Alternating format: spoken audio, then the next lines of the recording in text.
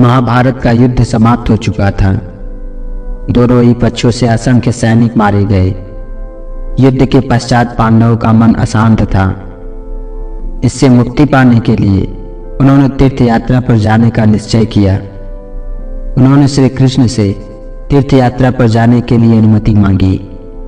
भगवान ने उन्हें तीर्थ यात्रा पर जाने की अनुमति देते हुए कहा कि मैं तुम्हारे साथ नहीं जाऊंगा। भगवान ने पांडवों से कहा कि तुम्हें तीर्थ पर जाना है तो अवश्य जाओ, लेकिन युद्ध से तुम्हें जो पाप लगा है, तुम्हारे चित्त और मन में जो क्षोभ हुआ है, वह तीर्थ यात्रा से दूर नहीं होगा। लेकिन तुम लोग मेरा एक काम करना, मेरा यह तुम्बा भी अपने साथ लेते जाओ और अपने साथ साथ मेरे तुम्बे को भी सभी तीर्थ स्थानों में स्नान करवाना। श्री कृष्ण की बात मानकर युधिष्ठिर ने तुम्बे को अपने साथ ले लिया। इसके पश्चात पांचों पांडव द्रौपदी सहित तीर्थ यात्रा पर चल दिए।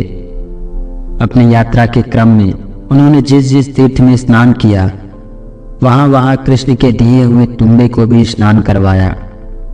पांडव अपनी तीर्थ यात्रा को पूर्ण कर वापस आ गए।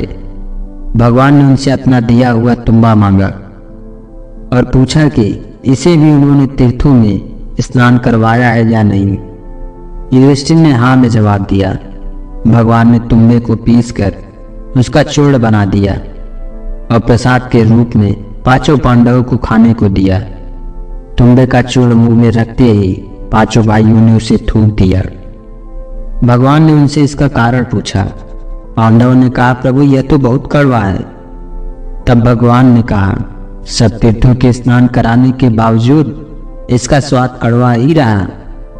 उनका पवित्र जल भी इसके स्वाद को नहीं बदल पाया। श्री कृष्ण ने उन्हें समझाते हुए कहा कि इस तुम्बे को तुमने बाहर से ही स्नान करवाया है, वह जल इसके भीतर नहीं गया, इसलिए यह कड़वा रहा। इसी प्रकार तीर्थों में स्नान करने से तुम्हारा शरीर तो पवित्र हो गया, लेकिन इससे तुम्हारा मन पवित्र नहीं हो पाया। चित्त के दोष को तो सिर्फ आत्मरूपी तीर्थ में स्नान करने से ही दूर होते हैं। इसका सच्चा तीर्थ तो आत्म तीर्थ ही है।